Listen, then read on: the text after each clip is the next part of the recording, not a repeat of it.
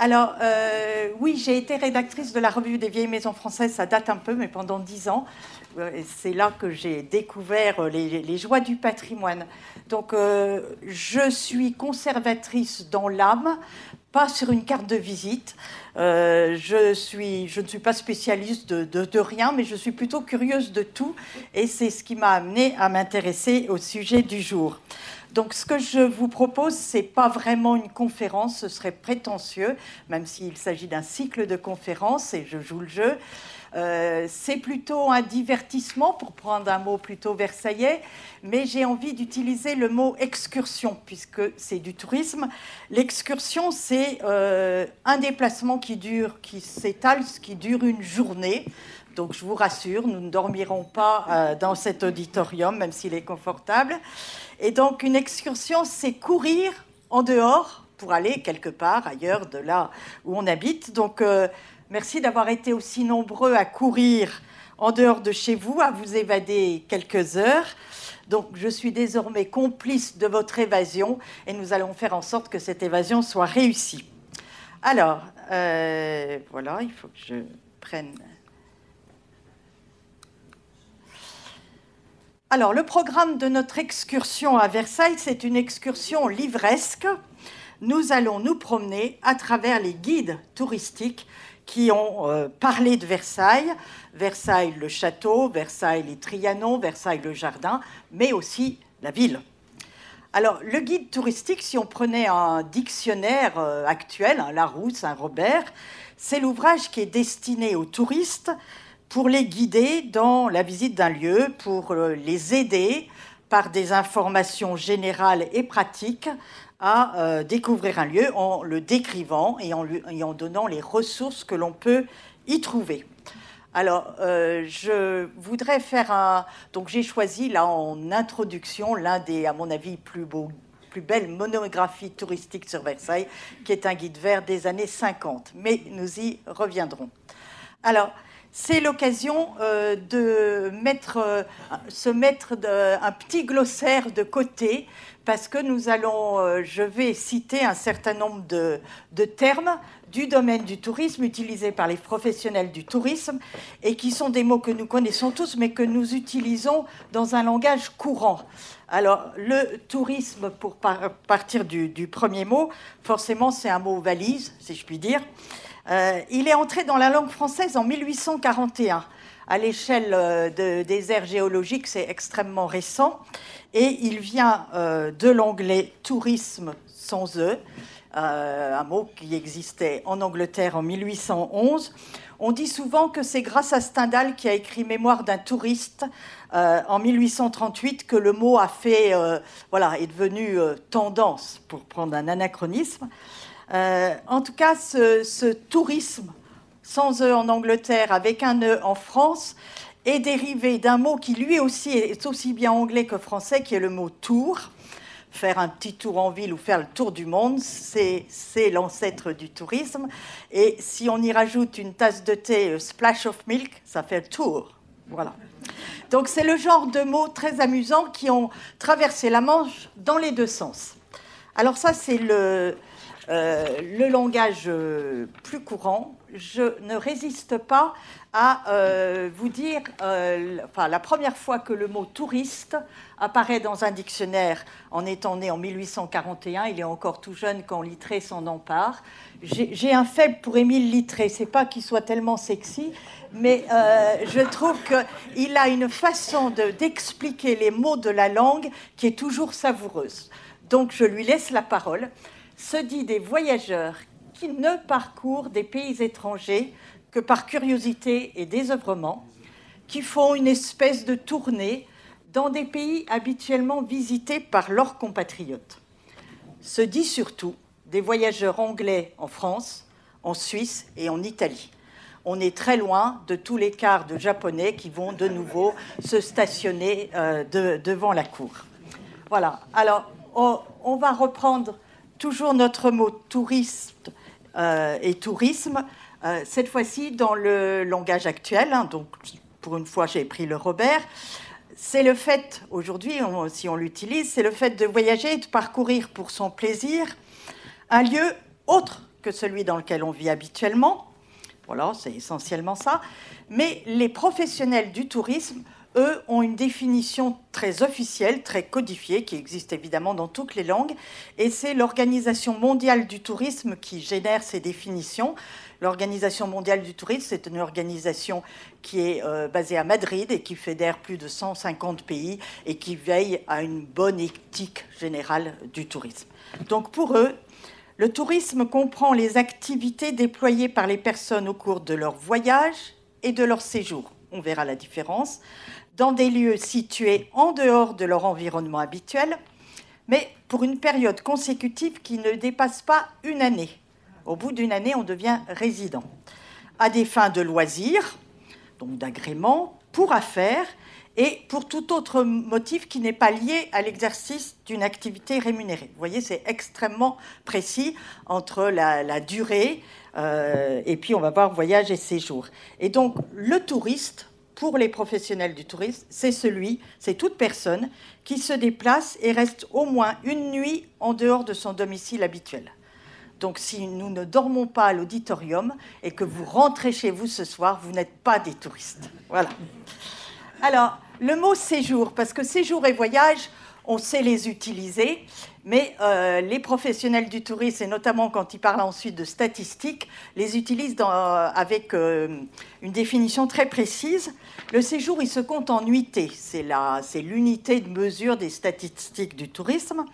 Et il se compte à partir de l'arrivée dans un territoire donné et sur une période donnée. Donc, on a des séjours courts, de 1 à 3 jours, donc il faut au moins une nuit en dehors de chez soi, et des séjours longs, c'est un peu comme dans les hôpitaux, mais c'est plus agréable, qui sont en principe entre 3 nuits et 1 an, puisque c'est la durée maximale du touriste. Alors, le voyage, lui, il sous-entend un départ de son domicile et un retour à son domicile. Donc, je vais vous donner un exemple. Vous partez de Versailles pour aller aux États-Unis, vous faites un voyage parce que vous allez revenir chez vous. Mais une fois arrivé à New York, vous décidez d'aller passer 3 jours à Québec. Eh bien, ça sera un séjour. Vous voyez ?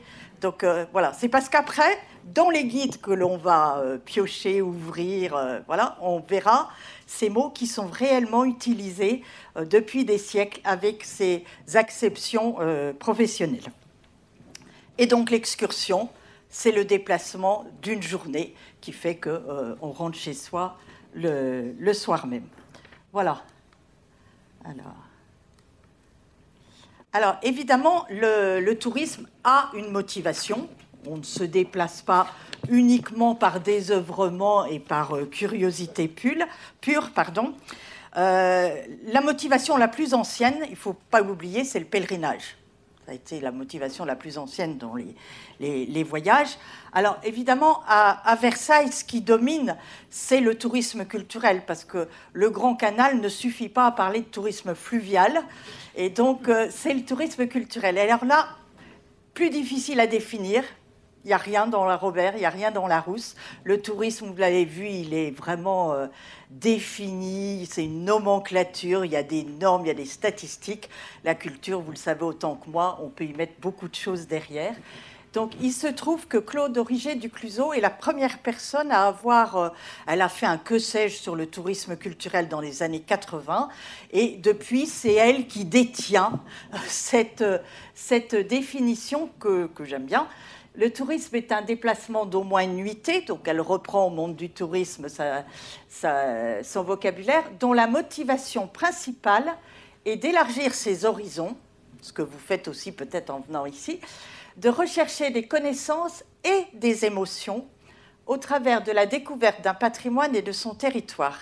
Et on va voir que dès les débuts du tourisme, c'est quand même cette définition-là qui est l'élément moteur.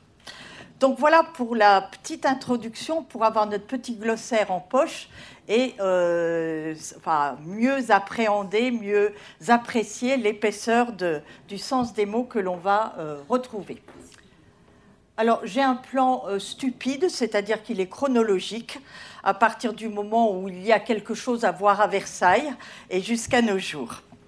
Alors, évidemment, ça nous fait partir au XVIIe siècle, Vous connaissez sûrement, et peut-être même mieux que moi, ce texte rédigé par Louis XIV qui s'appelle « Manière de montrer les jardins de Versailles ».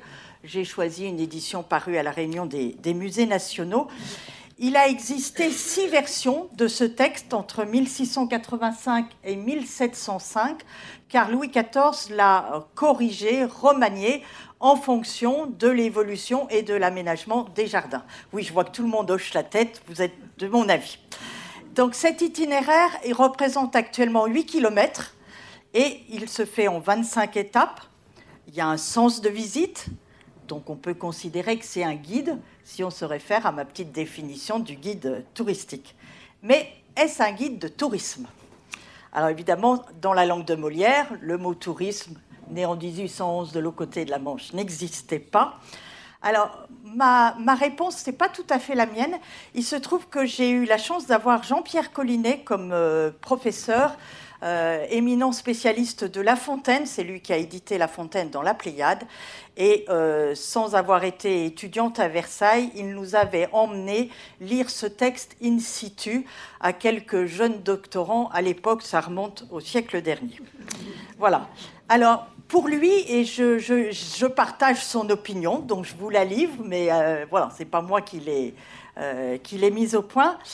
Pour lui, les visiteurs de l'époque ne pouvaient pas être des touristes parce que leur motivation première, et on revient à nos définitions qu'on a dans notre poche, ça n'est pas tellement la découverte du lieu de Versailles, c'est pas voir Versailles, c'est encore moins faire Versailles, comme on le dit, c'est voir le roi. C'est voir le roi, c'est être vu, c'est être reçu à la cour. La motivation des gens qui viennent à cette époque-là à Versailles, c'est dans cette époque-là. C'est donc la finalité de ce texte, qui n'est pas du tout littéraire d'ailleurs, c'est pas la finalité du style des touristes qui disent qu'en Bretagne, ils ont tout fait sauf Quiberon. Bon, c'est pas du tout fait pour ça. Ce texte, il a vraiment été écrit avec l'idée de montrer, c'est dans le titre, de démontrer avec une manière et un art du paraître, de la mise en scène, du théâtre. Moi, j'estime, et c'est ce que nous disait notre professeur, ce sont des indications scéniques. C'est-à-dire qu'on ne nous dit pas quel est l'auteur d'une statue, on ne nous dit pas combien il y a de marches quelque part, on nous dit on passera par-ci, on contournera par là, on n'oubliera pas de se retourner pour voir, mais on ne dit même pas admirer la perspective. Après, c'était à chacun d'être ébloui. Voilà, c'était juste un guide. Enfin, moi, je trouve que le mot indication scénique, c'était assez bien vu. Enfin, j'ai du mal à imaginer qu'on puisse considérer Louis XIV comme un guide conférencier. On le voit mal avec un carnet à souche dans la cour, avec une pancarte. Voilà. Alors donc, bon, premier texte sur lequel il fallait se poser la question. Alors, toujours au XVIIe siècle, nous avons dans un autre genre littéraire, qui est celui du roman, nous avons ce livre de Madeleine de Scudéry, femme romancière, qui s'appelle « La promenade de Versailles ». Elle dédie ce texte à Louis XIV, et c'est une œuvre littéraire dans l'esprit des romans du grand siècle, qui se situe donc entre l'épopée chevaleresque et les aventures galantes. Le jardin de Versailles est prétexte à des sentiments. Ça fait une superbe toile de fond. Et elle n'est pas la seule à l'utiliser, mais si on ne gardait que la toile de fond dans ce roman, on pourrait presque visiter Versailles, parce que tout y est vrai, tout y est bien placé. Ce n'est pas du tout une illusion d'optique. Alors, elle n'est pas la seule à avoir été inspirée par Versailles pour y placer des intrigues.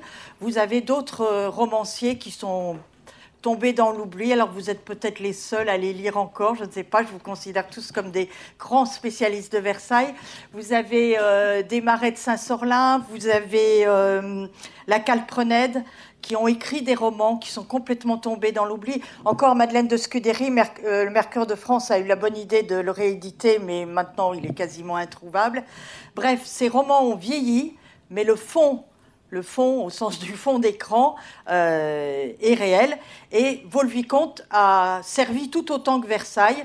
Alors La Fontaine y a placé Le Songe de Vaux, et Madeleine de Scudéry y a placé son roman qui s'appelle Clélie. Voilà. Donc, pour l'instant, ce n'est pas tout à fait un guide, même si on pourrait y retrouver un certain nombre d'éléments. Alors, ça nous fait arriver très logiquement au XVIIIe siècle. Je mets pour information et même publicité cette affiche d'une exposition que vous avez peut-être vue et qui était passionnante et qui est le sujet et le support de la prochaine vraie conférence avec des vrais érudits. Alors surtout, la manquez pas, parce que moi, je ne vais pas en parler pendant effectivement toute la période 1682-1789 où le siège et la cour sont à Versailles et le gouvernement sont à Versailles. Évidemment, il y a beaucoup de gens qui viennent et donc je ne vous dirai rien ni de leur nom ni de leur profil. Voilà.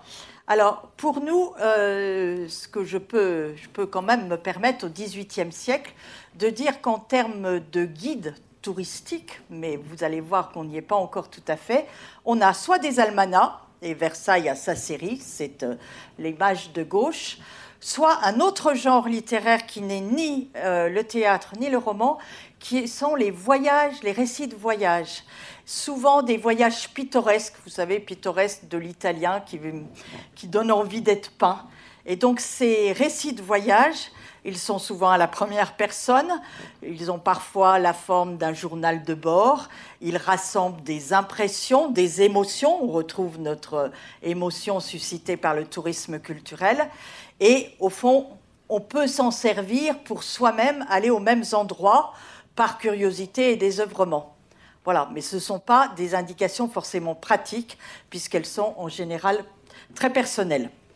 Voilà, alors ce qui se passe surtout au XVIIIe siècle, et ça c'est connu de tous, c'est ce fameux grand tour fait, et c'est ce que rapportait Littré un siècle plus tard, c'est ce que faisaient les jeunes aristocrates, notamment du nord de l'Europe, notamment les Britanniques, qui entreprenaient une tournée de l'Europe pour parfaire leur culture latine, grecque, leurs humanités, pour découvrir le monde quand même avec, non pas à l'autre bout du monde, c'était quand même encore relativement encadré. Il ne faut pas oublier que ces voyageurs du XVIIIe siècle étaient, et c'est Marc Boyer, l'historien du tourisme, qui a fait de grosses recherches et qui dit qu'à plus de 80%, c'était des rentiers, ces gens-là. Voilà. Et voilà, ils allaient parfaire leur culture, leur éducation, y compris sentimentale. Voilà. Alors, ces jeunes qui parcourent l'Europe parfois plusieurs années de suite, c'est pas les 3 semaines de congés payés, vont être les premiers à utiliser le premier grand guide de voyage. Alors, c'est le guide de Reichard qui s'appelle Handbuch. C'est le livre de poche qui tient dans la main, mais le format, vu le nombre de volumes, ce n'était pas très pratique. C'est le premier grand guide de voyage moderne.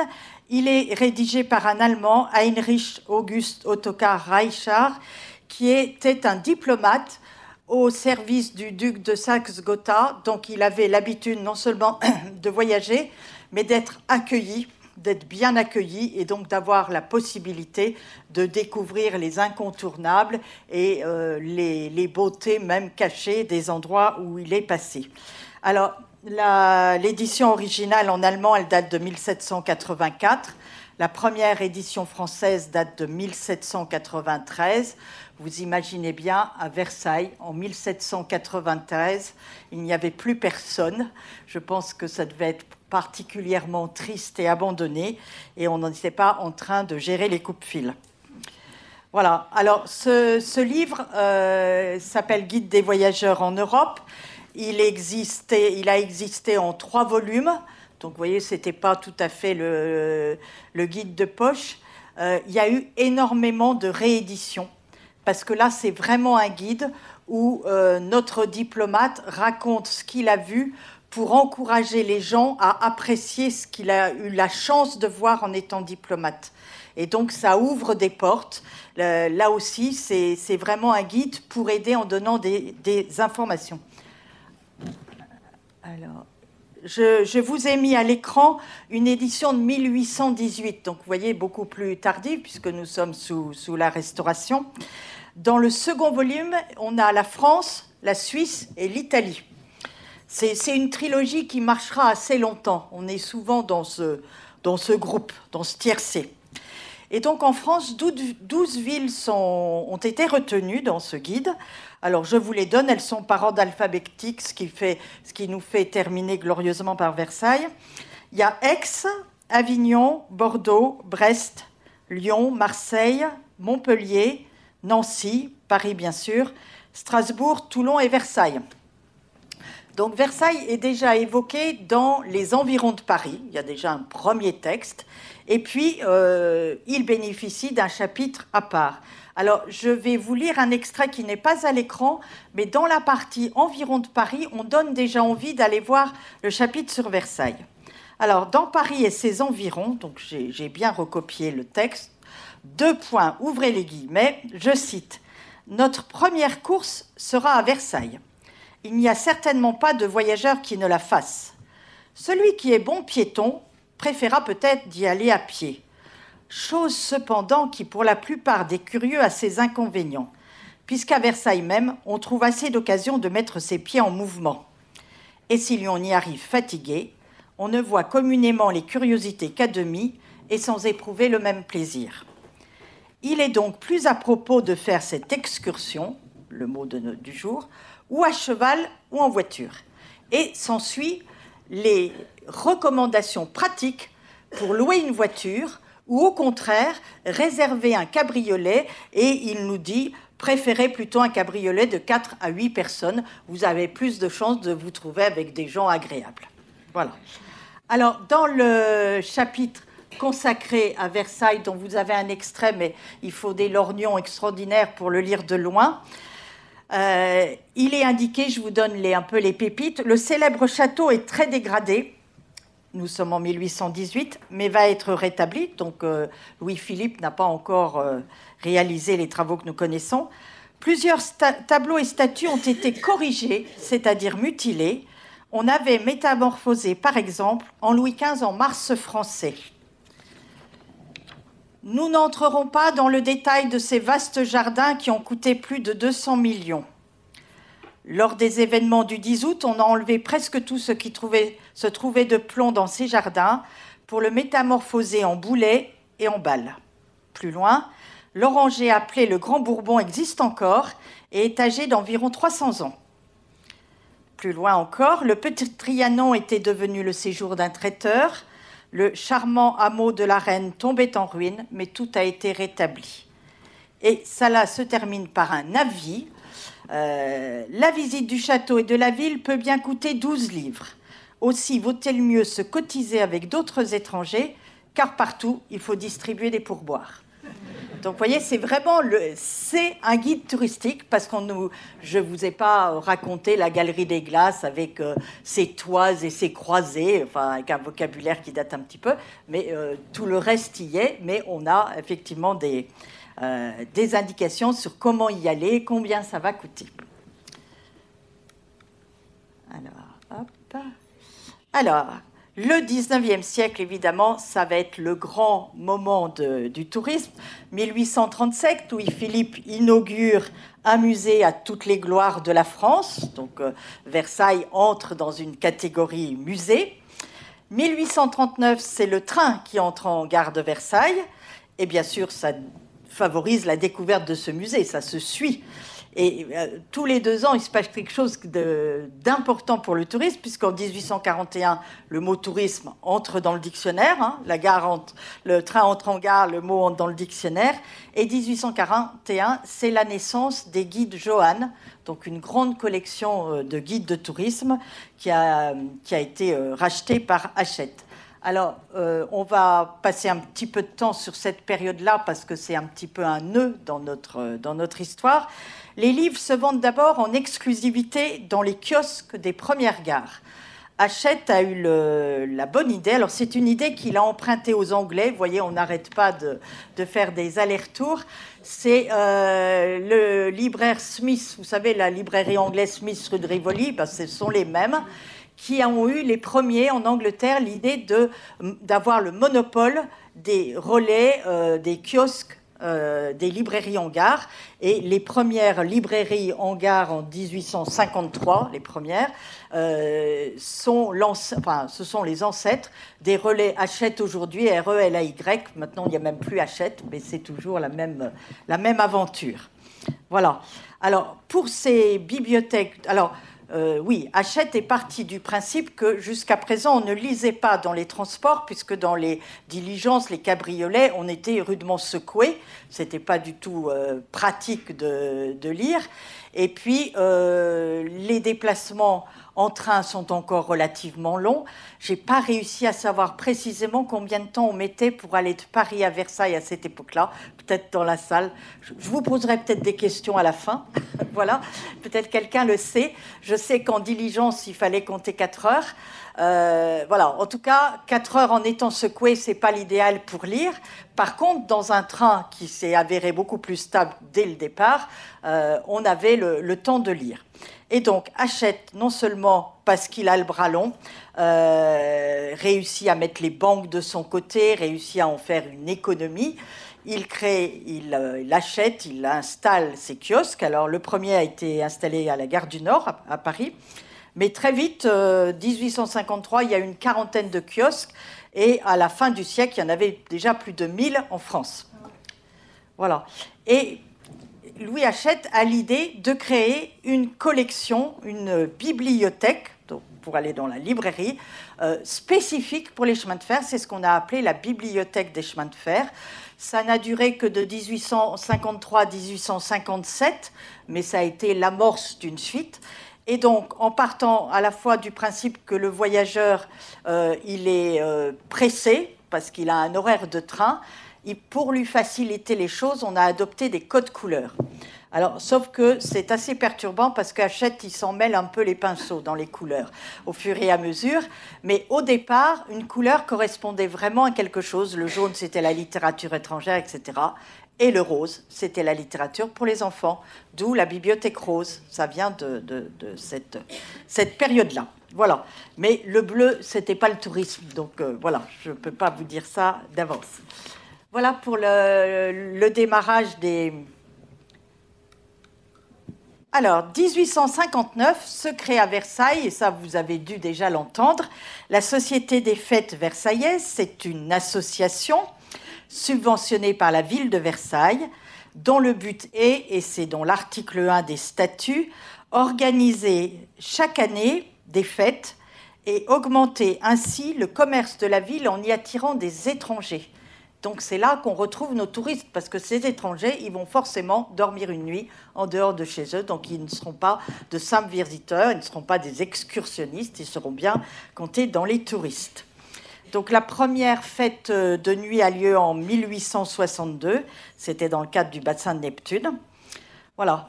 Alors, dans cette période très prospère et très où le rythme s'accélère, hein, ce rythme créé par la modernité et la prospérité à la fin du XIXe siècle, vous avez en 1875 la création du premier office de tourisme en France. C'est à Gérardmer dans les Vosges, et il portait le très joli nom de Comité des promenades. Et donc à Gérardmer, on s'est mis à installer, à équiper des belvédères, des bancs pour admirer le panorama, des embarcadères pour faire des tours sur le lac, etc. Voilà. Alors, on crée aussi des brochures, des affiches, tout ce qui est aujourd'hui est très recherché par les collectionneurs. Voilà. Et donc, dans cette... je vais dire dans la suite de tout ça, à Versailles, qu'est-ce qui se passe? Alors, ce que j'ai pu trouver d'amusant, je suis allée aux archives communales, là, dans les grandes écuries. Les archives communales ont récupéré le fonds de l'Office du tourisme. Tout ce qui était un petit peu ancien, maintenant, est chez eux. Et je suis tombée sur quelque chose d'assez amusant.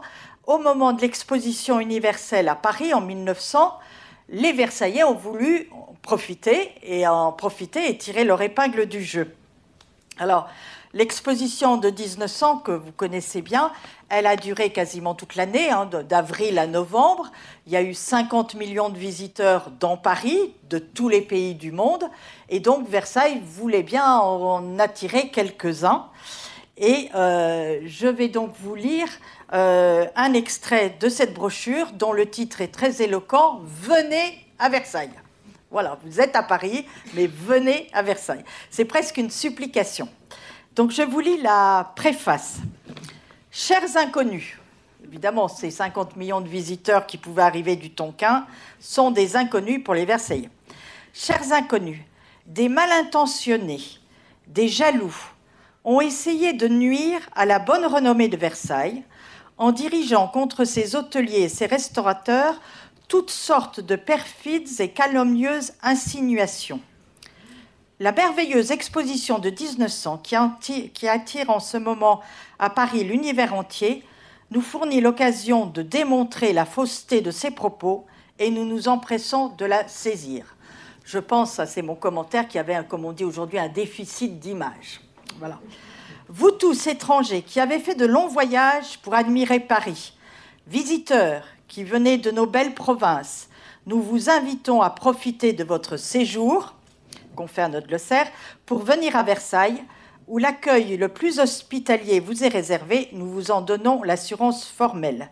Vous y verrez, c'est la fin de l'introduction, au milieu de son parc unique au monde, l'antique et somptueux palais du Roi Soleil, devenu le musée consacré à toutes les gloires de la France. Voilà cette préface rédigée qui doit rappeler qu'à un moment donné, Versailles était un petit peu oublié au détriment de Paris, probablement pendant cette grande exposition universelle qui attirait tous les regards et les visiteurs. Alors, il y a dans cette brochure des pages extraordinaires pour rassurer le visiteur qui, de Paris, se enhardirait à venir jusqu'à Versailles en lui disant « Ne vous inquiétez pas, l'eau est potable. Il y a très longtemps qu'on ne boit plus l'eau de la Seine. » Mais il y a un paragraphe, enfin, il y a 4 pages, c'est une petite brochure, il y a 4 pages sur l'hygiène à Versailles, pour dire que vraiment on ne craint rien. Donc déjà l'eau potable, ce qui est vrai était quand même un luxe. Et puis j'ai relevé une phrase qui a une résonance un peu actuelle. Donc situé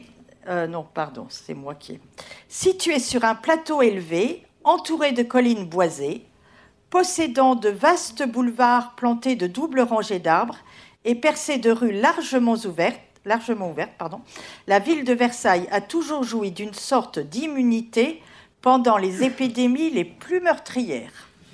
Voilà, alors ça nous fait un petit clin d'œil à notre période Covid. Voilà. Donc cette petite brochure est amusante parce qu'on se dit vraiment, là, elle est éditée par l'Union des chambres syndicales de Versailles.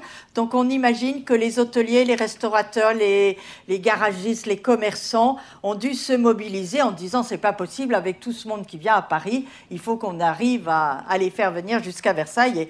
Et donc on expose absolument toutes les qualités et surtout on explique qu'il n'y a vraiment aucun danger à venir jusqu'à Versailles. Alors, à Versailles se crée en 1910 le syndicat d'initiative de Versailles. Donc 1815 à Gérardmer, le premier office de tourisme, 1910 à Versailles, et c'est le Touring Club de France qui est le partenaire, c'est sous l'égide du Touring Club de France que ça voit le jour. Et donc, je vous ai mis à l'écran la première brochure éditée par ce syndicat d'initiative. Elle est extrêmement classique. On décrit le château, les jardins, la ville, comme on sait bien le faire. Alors, ces fameux guides Johann dont je vous ai parlé, qui sont la grande collection qui va être rachetée après par Hachette, ces guides, ils ont existé de 1841 à 1919. Je vous raconterai, ce n'est pas un hasard si ça s'arrête juste après la Première Guerre mondiale. Il y a de temps en temps ces guides touristiques, vous l'avez vu, ils collent à l'actualité, vous l'avez vu avec l'exposition universelle, mais ils peuvent aussi s'adapter à des régimes politiques, à des situations de paix ou de guerre, ou d'épidémies. Voilà. Alors, Adolphe Johan, c'est le nom d'un monsieur qui est le rédacteur, le bon rédacteur que achète Agrippe et finit par engloutir. Alors, j'ai trouvé ce superbe, enfin superbe, non, c'était pour 1 franc à l'époque, ça ne devait pas être un superbe ouvrage, mais c'est une chance d'avoir cette monographie parce qu'elle est rare, Versailles en un jour, et elle m'a été prêtée par Hélène Morlier, que je salue devant vous, qui est chercheur au CNRS et qui est la spécialiste des guides touristiques, notamment au XIXe siècle. Elle aurait bien mérité d'être à ma place, mais faute d'être disponible, voilà, je lui rends un petit hommage.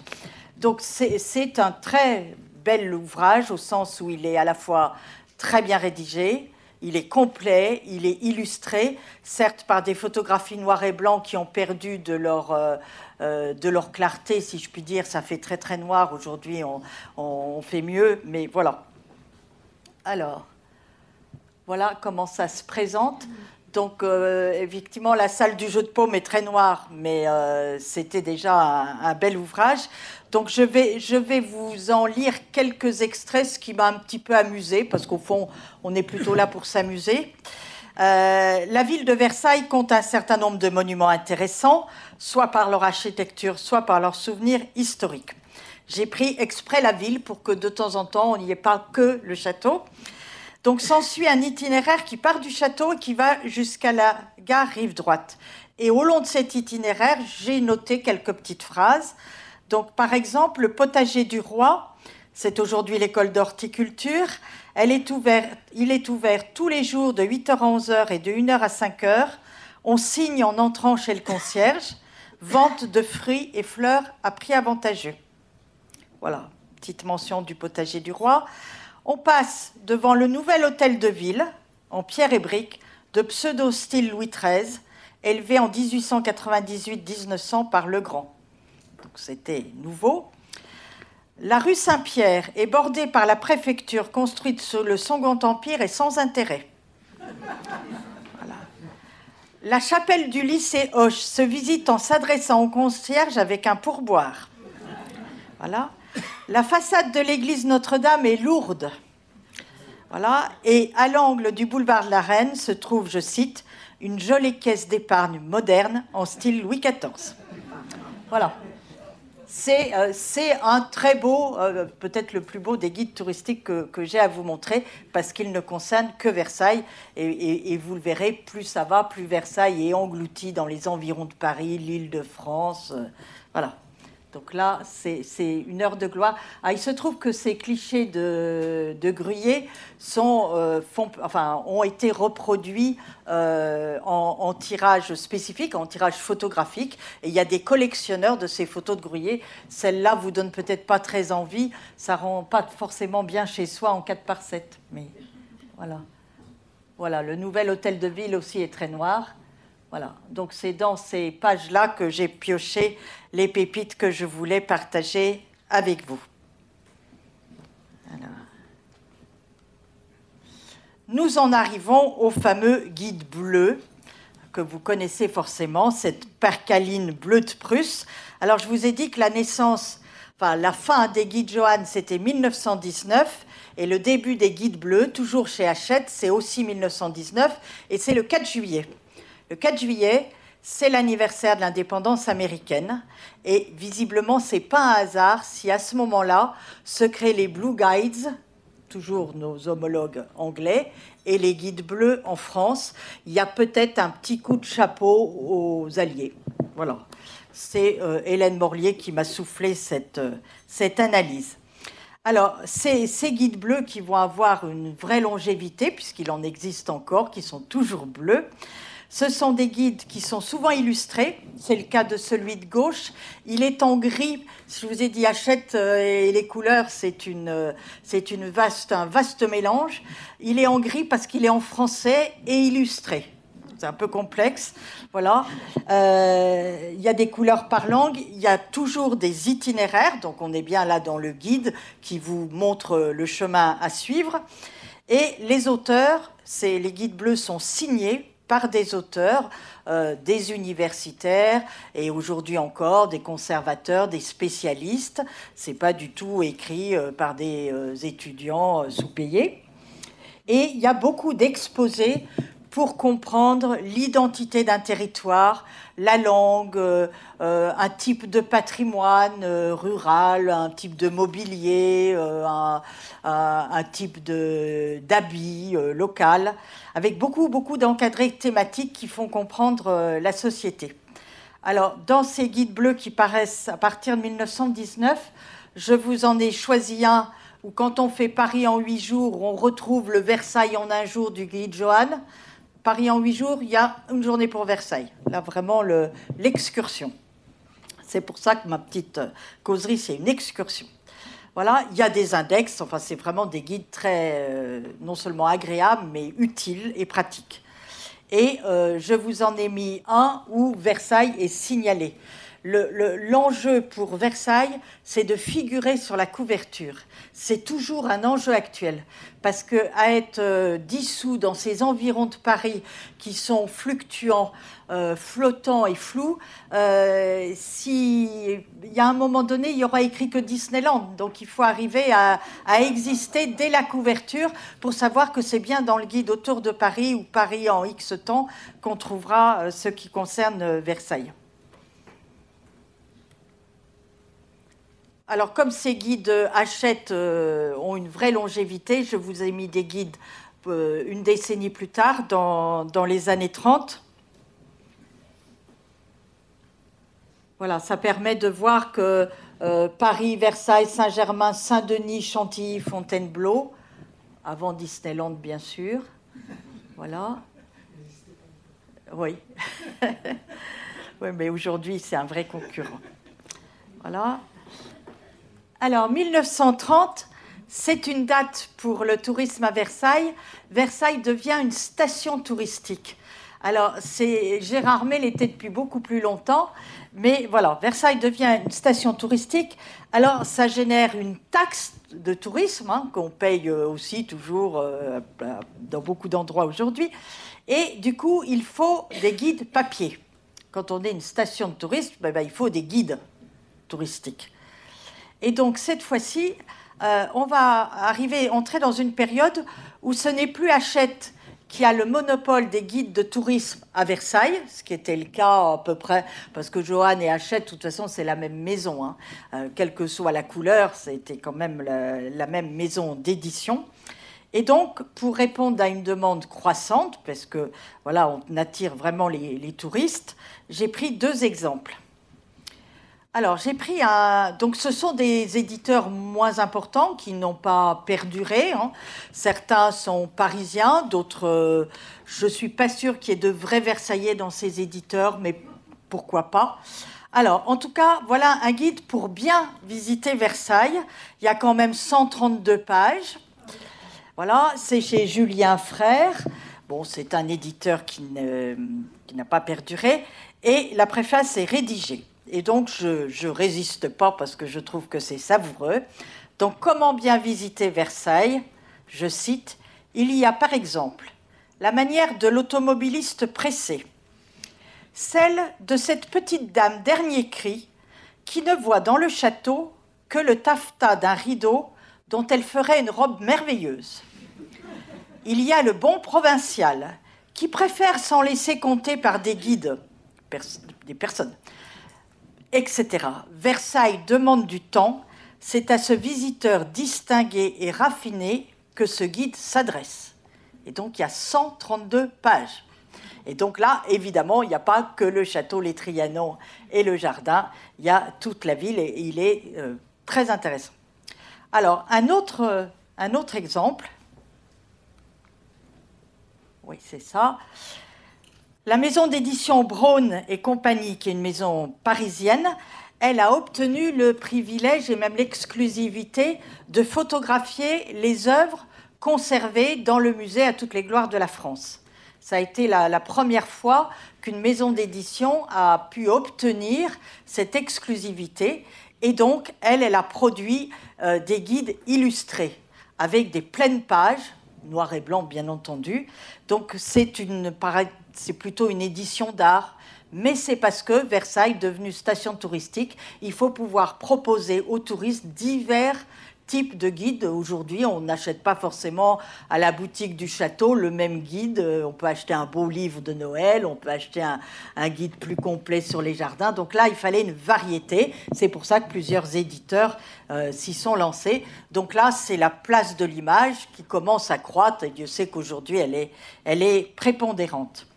Alors, toujours dans les années 30, Hachette, qui n'est pas mort, a tout un tas de sous-collections.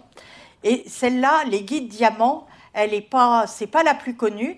On connaît beaucoup plus les guides bleus. Celui-là est d'un vert difficile à décrire. En tout cas, les guides diamants, c'est une collection qui a eu son heure de gloire et elle s'adressait plus particulièrement aux automobilistes. C'est écrit sur la couverture, et elle vit grâce aux réclames, c'est-à-dire aux publicités. Donc autant le guide précédent, c'était la place de l'image qui se développait, autant là, c'est la place de la publicité. Dans les guides diamants, il y a énormément de publicité. Alors ça vous amuserait beaucoup parce qu'effectivement, on retrouve des cafés qui existent encore, on retrouve des librairies, on retrouve des adresses qui ne correspondent plus, mais voilà, on peut faire beaucoup de nostalgie à partir des guides diamants. Donc, ils ont dans les ventes aux enchères une cote. Mais, vous voyez, celui qui comprend Versailles n'est pas indiqué en couverture. Alors, autre pépite dénichée aux archives communales de Versailles, qu'est-ce qui s'est passé pendant la Seconde Guerre mondiale ? Eh bien, pendant la Seconde Guerre mondiale, pendant l'occupation, les Allemands ont voulu visiter Versailles. Il y a eu un engouement des Allemands pour Versailles, et pour Versailles plus que pour les châteaux de la Loire, par exemple, pour prendre des lieux historiques en France. Et donc, les Allemands veulent voir Versailles, bien entendu, personne ne peut les en empêcher. Et donc, la Société des Fêtes de Versailles s'est sentie obligée, je pense, d'écrire un guide pour eux. C'est le Deutsche Führer. C'est écrit en bas de la brochure. J'ai eu l'autorisation de photographier la couverture aux archives. J'aurais dû photographier l'intérieur, mais sauf si vous êtes des germanophones redoutables, voilà, c'est assez compliqué. En tout cas, moi, avec mon peu d'allemand, j'ai compris qu'on avait à l'intérieur, brut de décoffrage, les informations nécessaires sur l'enfilade des pièces, des tableaux, des jardins, des statues, voilà, sans commentaire, hein, sans admiration, pas avec un ton élogieux, le service minimum pour l'occupant. Mais le micro-acte de résistance que j'ai senti, c'est que la couverture est en français. Il n'y a que le bas qui est en allemand. C'est la seule page en français. Et si vous la regardez de près, elle est bleu, blanc, rouge. Alors, je ne sais pas si j'ai fait une fixette, mais voilà. En tout cas, alors, à l'intérieur, donc oui, Versailles, c'est d'abord la France. Et je pense que ce petit guide le dit à sa manière. Alors, à l'intérieur, il y a un seul hôtel qui est recommandé, c'est le Trianon Palace. Voilà. Il est hors classe, grand luxe, et son téléphone est le 786. Voilà.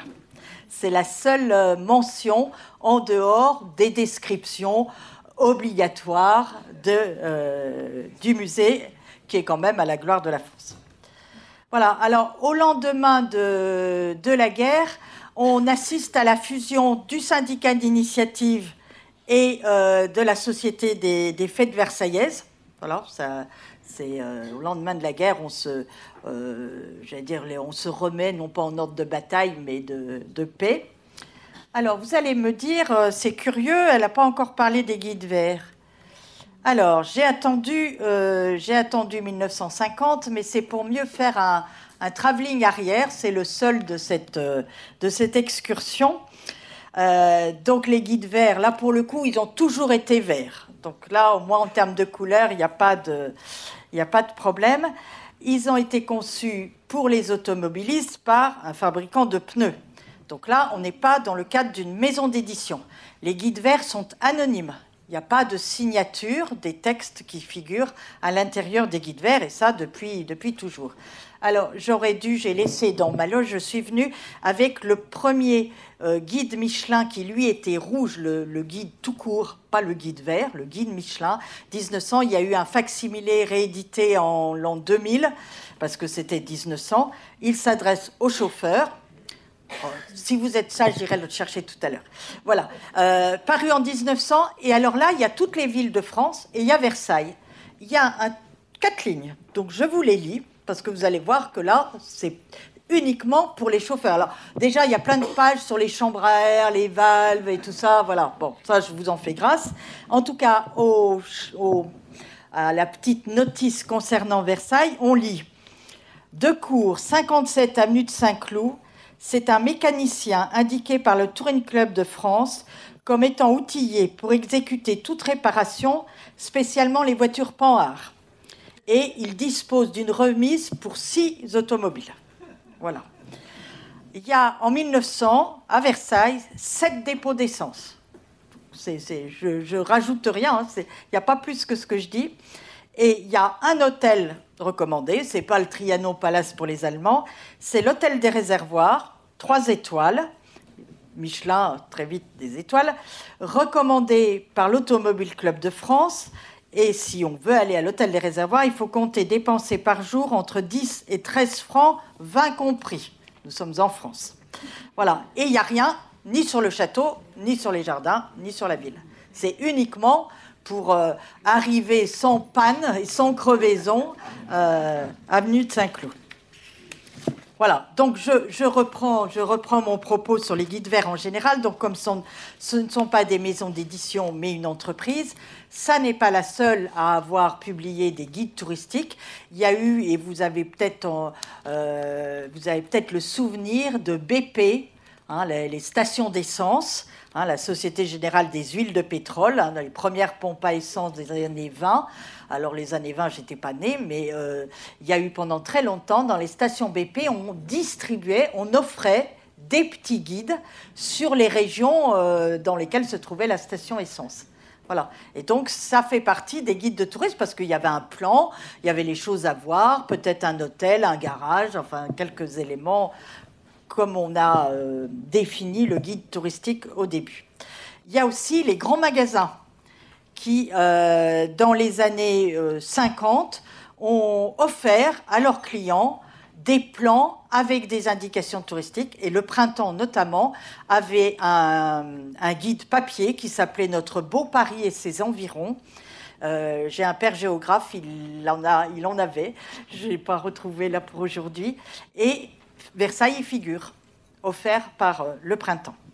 Voilà, alors si je refais donc travelling arrière sur les guides Michelin, parce que c'est une véritable aventure, en 1908, c'est André Michelin, dans la dynastie, on peut citer beaucoup de prénoms, qui crée d'abord le bureau des itinéraires. C'est un service de son entreprise qui vend des pneus, et ce service consistait, ce bureau avait été créé pour répondre à la demande, écrite bien sûr, de tous les automobilistes qui se posaient la question de leur itinéraire. Hein, c'était le GPS, quoi. Voilà. Et donc, les gens écrivaient en disant « J'ai l'intention d'aller à tel endroit. Est-ce que vous pouvez me dire par où il faut passer ?» Parce que Michelin étant éditeur, enfin fabricant de pneus, éditeur de cartes routières, d'ailleurs les guides reprennent le même format que les cartes routières, c'est pas un hasard si ces guides sont oblongs, c'est parce qu'ils reprennent les mêmes dimensions. Et donc, ce bureau des itinéraires répondait à chaque demande. Donc aujourd'hui, ça paraît évidemment inconcevable. Alors, je fais juste une parenthèse. Donc ça, c'est 1908. Bureau des itinéraires prend doucement son essor parce qu'il y a peu de gens qui ont des automobiles. Et puis, il faut s'organiser pour avoir le temps d'écrire à Michelin, d'attendre la réponse. Voilà, c'est pas pour le prochain week-end. Et donc, en 1920, le premier guide de tourisme qui paraît, premier guide vert, c'est celui des champs de bataille, pour aller sur place, parce que toute la France a envie d'aller voir où sont passés les leurs. Et vous savez, enfin, on l'a vu dans Au revoir là-haut, là au cinéma, vous savez que ça a été très compliqué de gérer cette émotion nationale et d'interdire l'accès des touristes, avec des énormes guillemets, au champ de bataille, parce que chacun voulait voir où son père, son fils, son frère étaient décédés. Et donc, voilà. Et donc, le premier guide, qui a eu un succès fou, il ne faudrait pas s'en réjouir, mais le premier guide vers Michelin, c'est Reims, et autour de Reims, c'est Verdun. Voilà. Donc, pendant ce temps-là, notre bureau des itinéraires commence à voir s'accumuler le courrier. Et en 1925, ils ont 150 000 demandes. Donc, c'est exponentiel. Donc, à ce moment-là, notre même André Michelin, qui a pris un peu de bouteille, se dit on va rassembler tous les itinéraires qu'on a déjà fabriqués pour des particuliers qui nous l'ont demandé dans des ouvrages. Et puisqu'on a fait un guide pour répondre à la demande pressante au lendemain de la guerre sur les champs de bataille, on va en faire pour toutes les régions de France, parce que les demandes, on imagine, ont émané de gens de toutes les régions de France. Voilà, donc 1926, ce sont les premiers guides vers Michelin, qui couvrent rapidement toute la France, qui complètent les cartes routières au même format 26-12, et qui correspondent aussi à des formats de poches de sac à dos. Alors, les sacs à dos, toiles cuir, hein, pas Quechua. Hein. Voilà. Et très vite, Michelin utilise dans ses guides verts, et je ne parle pas des guides rouges, hein, les guides gastronomiques, hein, mais il utilise pour ses guides verts aussi un système d'étoiles, et c'est le même depuis 1926. Donc, c'est intéressant, une étoile, 2 étoiles, c'est mérite un détour, et 3 étoiles vaut le voyage. Et donc, j'ai commencé, mon introduction avait comme fond d'écran le Versailles de 1950, qui est la monographie sur Versailles. Évidemment, tout est 3 étoiles. Il fait 51 pages. Donc, ce n'est pas celui qu'on a vu tout à l'heure, 132 pages, mais 51 pages, c'est déjà sérieux. Et dans ces monographies, il n'y a eu que Chartres et Fontainebleau. Donc, c'est jamais inintéressant de voir dans quel lot à quelle sauce on a été mangé à ce moment-là. Voilà pour les guides verts. Alors, à part ce glorieux Versailles en monographie, on a retrouvé ensuite Versailles dans les environs de Paris. Et là aussi, l'enjeu est de savoir si on sait tout de suite que Versailles est dedans. Et très vite, la réponse, c'est le dimanche. Versailles, c'est l'excursion du dimanche. Et donc, où aller le dimanche? La première réponse autour de Paris, c'est encore aujourd'hui Versailles.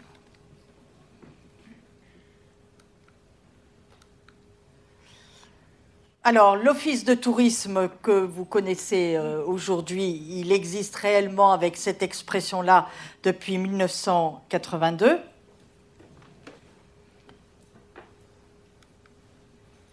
Alors, si on reprend nos guides verts qui existent toujours, depuis 1964, l'Île-de-France est une région administrative avec la reconfiguration des départements autour de Paris. Et donc, Versailles est absorbé par cette Île-de-France. Là aussi, vous voyez que j'ai choisi 2 exemples, un dans les années 90 où Versailles figure en couverture à la fois le titre et l'image, et celui d'aujourd'hui, là, 2021, Versailles n'est pas cité sur la couverture, mais il y a quand même 50 pages, 10 pages pour le château, 10 pages, oui c'est ça, non, attendez, oui, je reprends. Il y a 10 pages pour la ville, j'ai bien fait de faire des notes. 10 pages pour la ville, 25 pages pour le château et 15 pages pour les jardins. Voilà. Mais c'est intéressant de voir que la ville n'est pas oubliée, parce que ces guides Île-de-France, ils sont de plus en plus copieux parce qu'on y met toutes les attractions. J'ai déjà parlé 3 fois de Disneyland, mais j'ai aucune commission sur ce. Mais voilà, tous les parcs d'attractions, c'est énorme en Île-de-France, hein, donc ça se gonfle. Et à mon avis, Versailles y restera bien sûr, mais c'est la ville qui risque d'en pâtir.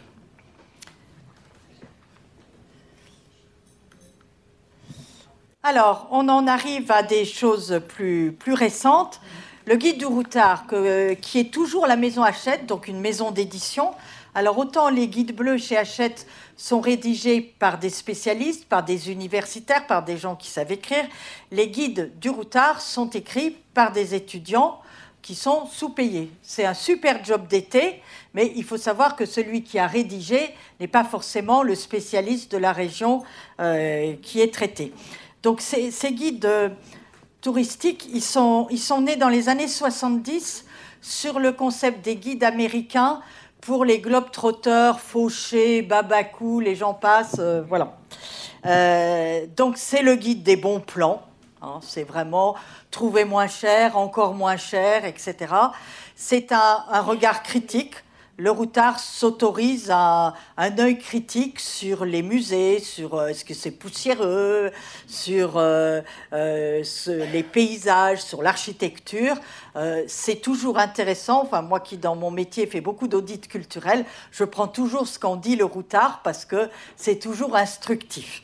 Voilà. Alors, c'est vrai que j'ai pas eu le...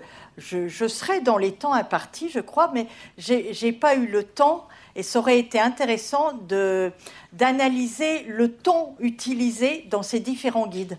Parce que parfois, c'est pas le cas du routard, le routard, il a un ton à peine ironique, un peu critique, très subjectif, mais vous avez des guides qui ont un ton extrêmement élogieux. Versailles a une renommée universelle, le château le plus beau du monde. Enfin voilà, il n'y a pas, là c'est bourré d'étoiles. Voilà. Alors le routard a toujours traité Versailles autour de Paris. Donc c'est la maquette qui change. Je vous ai mis deux dates, 96 et 2021. J'ai bien vérifié, Versailles y est toujours, mais on ne peut pas le savoir en regardant la couverture. C'est la même chose pour le Lonely Planet, qui est aussi un guide, alors lui qui est plutôt international, hein, mais il y a une version française. Le routard, c'est le leader sur le marché du guide de tourisme. Hein. Ça arrive par palette à la FNAC, les routards. Hein. C'est réédité régulièrement, c'est l'usine. Voilà. Lonely Planet, qui n'est pas confidentiel pour autant, là aussi, Versailles est situé avec Paris. Alors, on a eu un concurrent du routard, c'est le Petit Futé qui s'est positionné comme ça. Et le Petit Futé, il a eu quand même la bonne idée, peut-être pour ça qu'il s'appelle le Petit Futé, de faire une monographie sur Versailles. Voilà. Alors, lui, il a plutôt fait des régions, assez peu de villes, c'est pour ça que Versailles, c'est une chance. Mais ça n'est plus le cas, ce Versailles-là est épuisé. Et donc aujourd'hui, ce n'est pas l'Île-de-France, c'est les Yvelines. La dernière édition 2019 dans laquelle on trouve la description de Versailles. Alors là aussi, château, jardin et ville, est toujours dans ce même tiercé. Voilà, le Petit Futé, parce que ça aurait été bête de ne pas en parler. Alors, là, le grand, là, c'est celui qui mérite le coup de chapeau, le guide Gallimard dans cette collection Encyclopédie du voyage. C'est celui que j'utilise, moi, professionnellement. Dès qu'il y a un guide Gallimard, on est sauvé. Alors, je sais qu'on en est déjà à la 2e édition, ce qui est toujours bon signe. Et cette 2e édition est épuisée, donc il faut attendre maintenant la 3e. Bon, heureusement, moi, je l'ai, j'espère que vous l'avez. C'est le grand guide culturel. Autant il y a des guides qui sont touristiques, hein, le Michelin, le routard, c'est du tourisme. Le vrai guide culturel, c'est le guide bleu, mais on n'en a pas sur Versailles. C'est donc ce guide Gallimard. Il y a une trentaine de sommités qui ont rédigé chacun une partie, hein, donc la plupart des conservateurs, des présidents du domaine, des architectes en chef des monuments historiques signent des chapitres. C'est à prendre tel que, là il n'y a pas de querelle de clocher à imaginer, tout est bon dans le guide Gallimard. Dans le cochon, mais enfin dans le guide Gallimard aussi, tout est à prendre tel que, sans... Voilà. Alors, c'est vrai que les guides Gallimard, ils ont aussi des partenariats avec les parcs naturels régionaux. Enfin, ils ont aussi d'autres... Mais les villes... moi, récemment, j'étais en Autriche, j'ai utilisé celui de Vienne. C'est fabuleux, mais Rome, Florence, enfin... toutes les villes valent... celui de Paris est très bien fait, mais on a la chance d'en avoir un pour Versailles. Alors, je ne peux pas ne pas citer quand même le guide officiel édité par le domaine de Versailles lui-même. C'est celui qu'on trouve aujourd'hui à l'Office de tourisme. D'ailleurs, il n'y a que celui-là qui soit proposé. Alors, il y a des librairies. Hein. Alors, évidemment, toutes les conférences, même les plus mauvaises, doivent se terminer par une ouverture sur l'avenir. Et donc, aujourd'hui et demain, on n'en est pas au zéro papier, heureusement peut-être. C'est l'audioguide du château qui a le vent en poupe parce qu'il est particulièrement bien fait. Et pour en connaître d'autres sur des hauts lieux de l'histoire de France, celui-là est très, très bien fait, très complet. Vous l'avez peut-être déjà testé, hein. Il y a une carte interactive, il y a une géolocalisation, donc on n'a pas besoin de connexion à Internet pour s'en servir. C'est très complet et puis surtout, ça peut être mis à jour très, très, très facilement. Voilà, notre excursion est terminée sans avoir mis nos pieds en mouvement, comme disait le premier guide. On a visité Versailles un petit peu autrement. Alors, j'espère que vous avez apprécié ce divertissement qui était sans prétention. Merci en tout cas de votre attention.